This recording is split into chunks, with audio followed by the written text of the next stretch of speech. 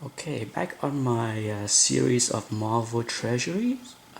This is for issue number 8 through 14.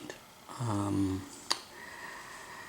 One thing that's odd about issue number 8 is it's the only one of the series from 1 to 28 where the number is not on the cover. So if you're not familiar with Treasury and you're looking for number 8, this is it right here.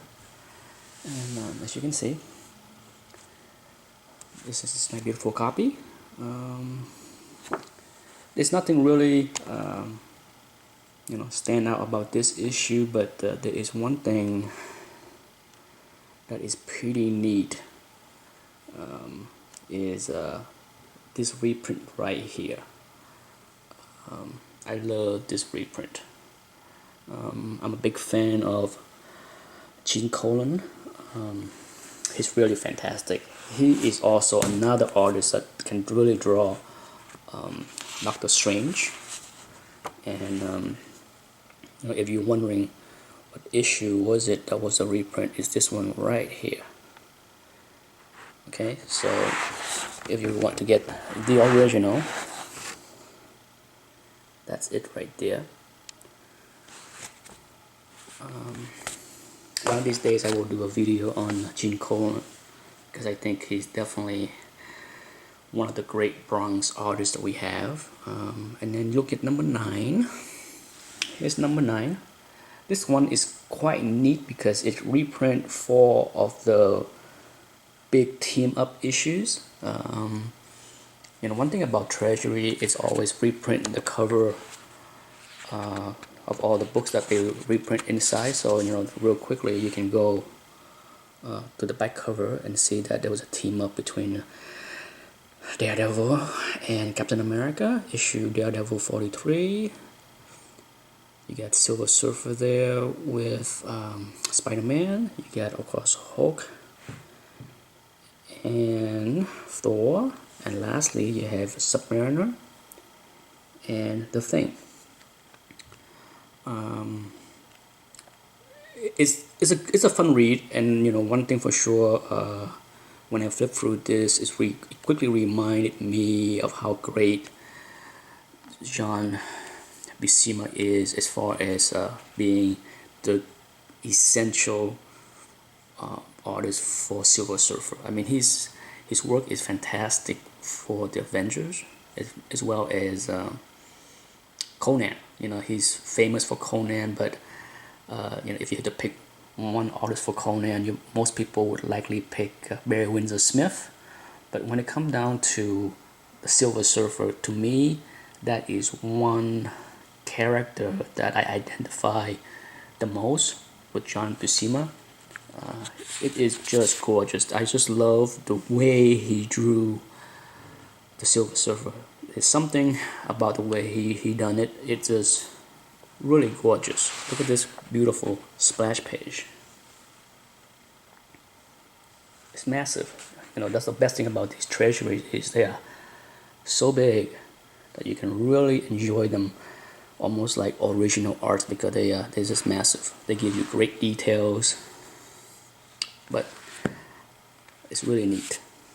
Okay, let's move on to issue number 10. This one is absolutely, I wouldn't say my favorite, but it's up there in my top 10 treasuries of all time because it reprinted many of the great Thor issues that I already have, as you can see right here. And it's just a gorgeous cover, stunning. As you can see. And the work of Kirby inside is just fantastic. It's just it's I love it. I mean, how could you not love this beautiful splash page? Kirby, I have always said that I felt that Kirby did his best work with the journey into mystery as well as Thor. There are just so many wonderful pages. I can I'm trying to speed up this video because I can sit here and flip through this book and waste it 10 minutes, 15 minutes. But look at this wonderful full page art. Even if you're not a Kirby fan, I think you would appreciate such beautifully drawn with great details right there. It is just gorgeous. Stunning, really. And you know, one thing about Kirby is he's really not that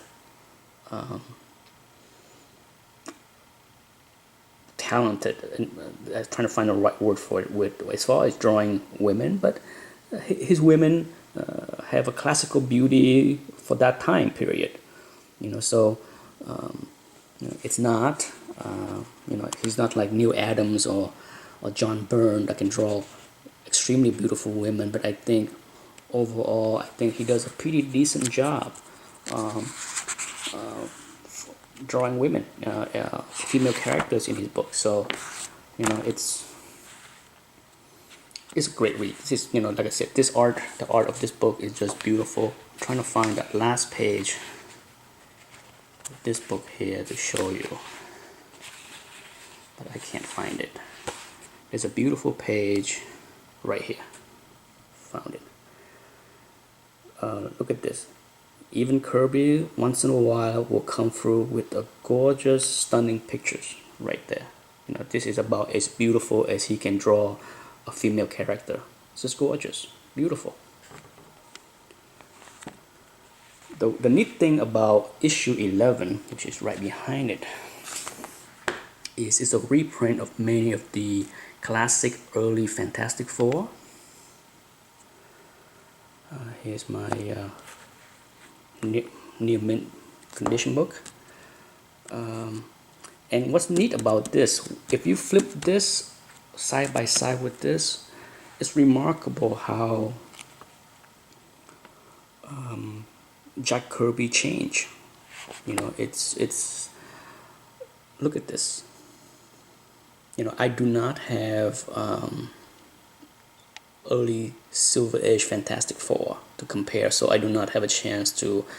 I never owned, you know, Fantastic Four 1 through 10, so I never flipped through them. But this is how I got to read them in reprints. And if you look at this page, for example, and look at the way it was drawn, and flip through the entire book, for example, you will see that Kirby really has not hit his high mark yet.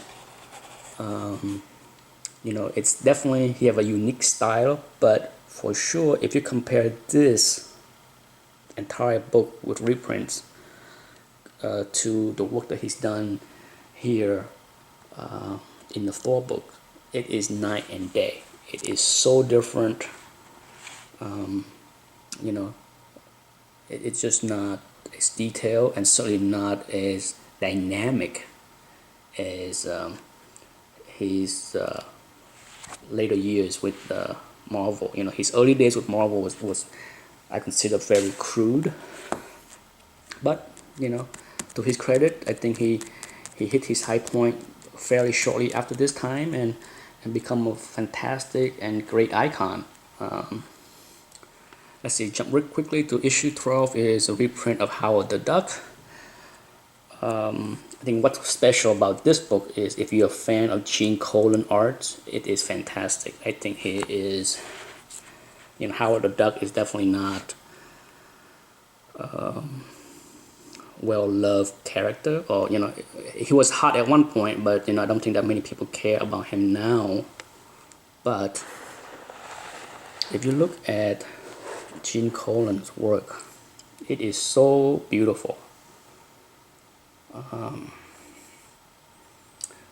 He remind, you know, the one person that very similar to Gene Colan would be Frank Bruno. They have a very similar style. It's not a surprise that they both can do a wonderful job on Doctor Strange.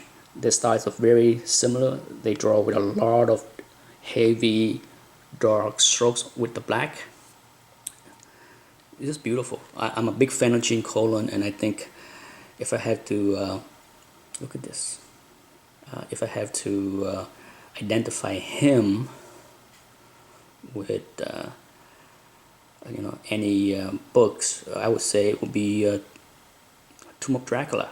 I think his work with that series is just outstanding. It's just wonderful, absolutely wonderful. And of course you have 13 and 14. What's special about 13? Let's look at this one here. Like I said, I never get tired of pulling these books out and flip through them because they're just a fun read. And this copy is probably one of my not so great condition. You can see some very visible spine ticks there,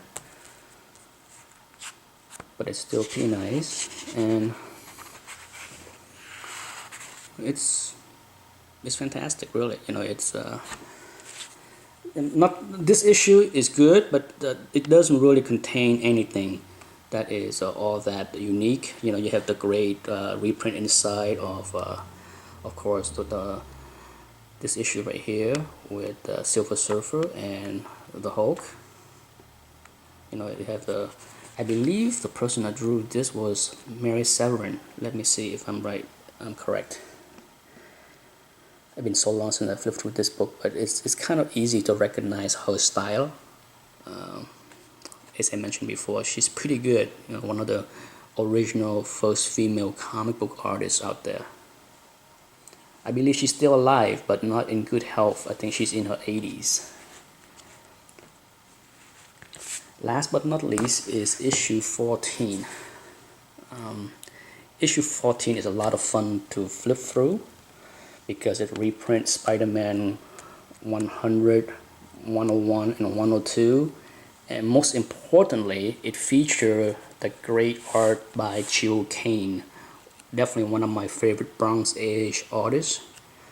So if you have had the chance to have those original issues, you probably are familiar with the art, but he is also very, very talented in drawing beautiful dynamic pages with fluid body motion like this. This is really beautiful. The one thing about Gil Kane is it's very easy to recognize Gil Kane's work for me. I can flip through any single page, almost panel, and I can tell you that's Gil Kane. Let me show you how. That right there. Gil Kane used this angle so often on so many panels. It's kind of funny, but it's hard to go through a page without seeing a panel that he used this angle where you can see the nose and the eyes like that. Look at this one. You see this? He does it right down there. So that's right there. Okay? Let's see if we can spot something on this side. Maybe not so much.